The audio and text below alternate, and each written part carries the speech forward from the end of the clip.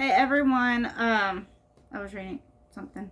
Okay, so this is Deuteronomy chapter 29. It's 29 verses, but it's the covenant renewed in Moab. So it says, I have to rest it. It says, "These are the words of the covenant which the Lord commanded Moses to make with the children of Israel in the land of Moab, besides the covenant which he made with them in Horeb." Now Moses called all Israel and said to them, "You have seen all that the Lord did before your eyes in the land of Egypt, and Pharaoh and to all of his servants and to all his land. The great trials which your eyes have seen, the signs and those great wonders. Yet the Lord has not given you a heart to perceive and eyes to see and ears to hear to this very day. And I have led to you 40 years in the wilderness. Your clothes have not worn out on you, and your sandals have not worn out on your feet. You have not eaten bread, nor have you drunk wine or in similar drink, that you may know that I am the Lord your God. And when you came out to this place, Sinai, king of Heshbon, and Og, king of Bashan, came out against us to battle, and we conquered them. We took their lands and gave it as an inheritance to the Reubenites, to the Gadites, and to half of the tribe of Manasseh. Therefore keep the words of this covenant and do them, that you may prosper in all that you do.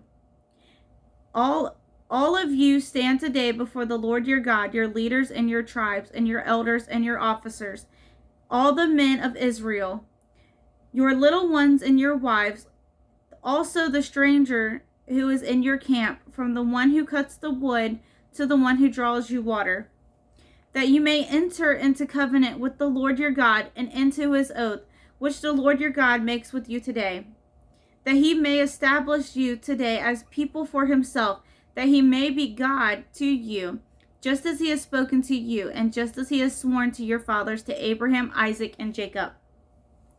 I make this covenant and this oath, not with you alone, but with him who stands here with us today before the Lord your God, as well as with him who is not here with us today. For you know that we have dwelt in the land of Egypt, and that he came through the nations which you passed by. And you saw their abominations and their idols which are among them, wood and stone, and silver and gold, so that there may not be among you any man or woman or family or tribe whose heart turns away today from the Lord our God, and to go and to serve the gods of these nations, that there may not be among you a root bearing bitterness or wormwood. So it may not happen when he hears the words of this curse, that he has blessed himself in his heart, saying, I shall have peace, even though I followed the dictates of my heart, as though the drunkards could be included with the sober. The Lord would not spare him, for then the anger of the Lord and his jealousy would burn against that man, and even curse that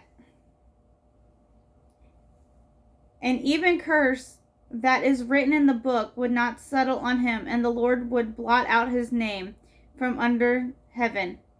And the Lord would separate him from all the tribes of Israel for adversity, according to all the curses of the covenant that are written in the book of the law, so that the coming generations of your children who rise up after you, and the foreigners who come from a foreign land would say, when they see the plagues of the land and the sickness which the Lord has laid on it, the whole land is brimstone. Sorry, I gotta move. Where was I? Verse 23. The whole land is brimstone, salt, and burning. It is now sown, nor does it bear, nor does any grass grow there. Like the overthrow like the overthrow of Sodom and Gomorrah, Admah and Zebam, which the Lord overthrew in his anger and his wrath. All nations would say, "Why has the Lord done so to this land? Why does the heat of this great anger mean?" What does the heat of this great anger mean? Then people would say, "Because they have forsaken the covenant of the Lord God of their fathers, which he made with them when he brought them out of the land of Egypt. For they went and served other gods and worshipped them, gods they did not know and that he had not given to them." Then the anger of the Lord was aroused against this land to bring on it every curse that is written in this book. And the Lord uprooted them from their land in anger and wrath and in great indignation, and cast them in one another land, as it is this day. The secret things belong to the Lord our God, but those things which are revealed belong to us and to our children forever, that we may do all the words of this law. Now this is chapter 30, the blessing returned to God.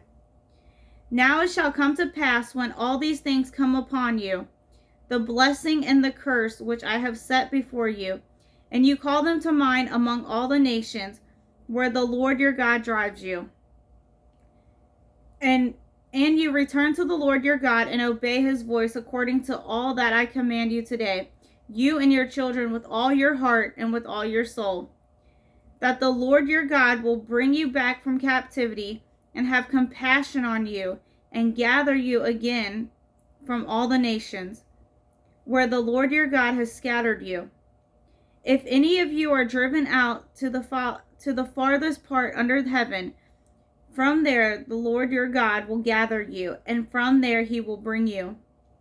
Then the Lord your God will bring you to the land which your fathers possessed, and you shall possess it. He will prosper you and multiply you more than your father. And the Lord your God will circumcise your heart and the heart of your descendants, to love the Lord your God with all your heart and with all your soul, that you may live. Also the Lord your God will put all these curses on your enemies and on those who hate you, who persecuted you. And you will again obey the voice of the Lord and do all his commandments which I command you today. The Lord your God will make you abound in all the work of your hand, in the fruit of your body, in the increase of your livestock, and in the produce of your land for good. For the Lord will again rejoice over you for good, as he rejoiced over your fathers. If you obey the voice of the Lord your God to keep his commandments and his statutes, which are written in the book of the law, and if you turn to the Lord your God with all your heart and with all your soul. Now this is verses 11 through 20. This is the choices of life or death. The choice of life or death. For this commandment which I command you today is not too mysterious for you, nor is it far off. It is not in heaven, that you should say, "Who will ascend into heaven for us and bring it to us, that we may hear it and do it?" Nor is it beyond the sea, that you should say, "Who will go over the sea for us and bring it to us, that we may hear it and do it?" But the word is very near you, in your mouth and in your heart, that you may do it. See, I have set before you today life and good, death and evil.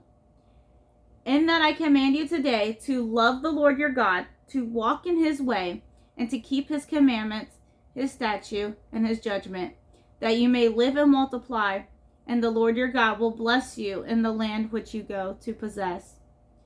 But if your heart turns away so that you do not hear and are drawn away and worship other gods and serve them, I announce to you today that you shall surely perish. You shall not prolong your days in the land which you cross over the Jordan to go in and possess. I call heaven and earth as witness today against you, that I have set before you life and death, blessings and curses. Therefore choose life, that both you and your descendants may live. That if you may love the Lord your God, that you may obey his voice, and that you may cling to him.